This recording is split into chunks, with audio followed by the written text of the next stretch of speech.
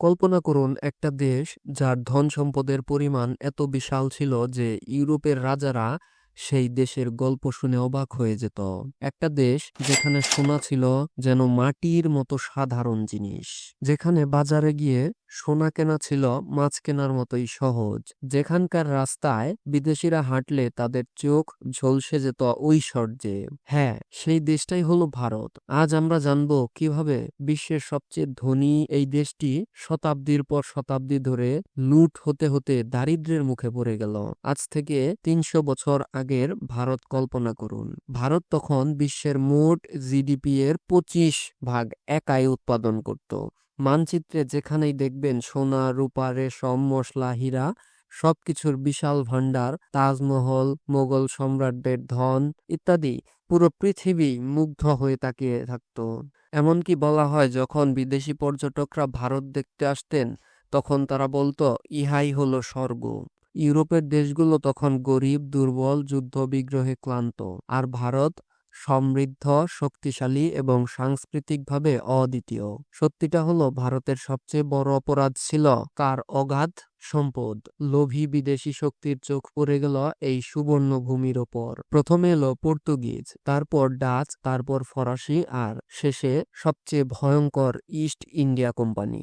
তারা প্রথমে আসলো ব্যবসায়ী সেজে, বন্ধুত্ব, বাণিজ্য চুক্তি সবকিছুই করলো, কিন্তু ধীরে ধীরে ভারতের রাজাদের মধ্যে বিভাজন তৈরি করলো। কারো হাতে অস্ত্র দিল, কারো হাতে টাকা, আর একদিন ব্যাস দখল করে ফেলল ভারতের ব্যবসা, রাজনীতি এবং ভবিষ্যৎ। ১৭৫৭ সালে পলাশির যুদ্ধ ছিল ভারতের ইতিহাসের কালো দিন।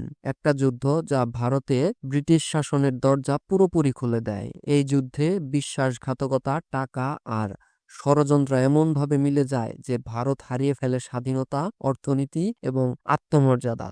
এই এক যুদ্ধের পর ব্রিটিশরা ভারত থেকে বছরে কোটি কোটি টাকা সোনা, রূপা নিয়ে যেতে শুরু করে। ব্রিটিশরা লুট করেছে চুরি করে নয়, তারা লুট করেছে আইন করে। বাংলার বস্ত্রশিল্প, যা এক সময় বিশ্বের সেরা ছিল, তারা ইচ্ছা করে ধ্বংস করে দেয়। কারিগরদের আঙুল কেটে ফেলার গল্প শুধু একটি প্রতীক। আসলে তারা কর, শুল্ক আর নিষেধাজ্ঞায় পুরো শিল্পটাই মেরে ফেলেছিল।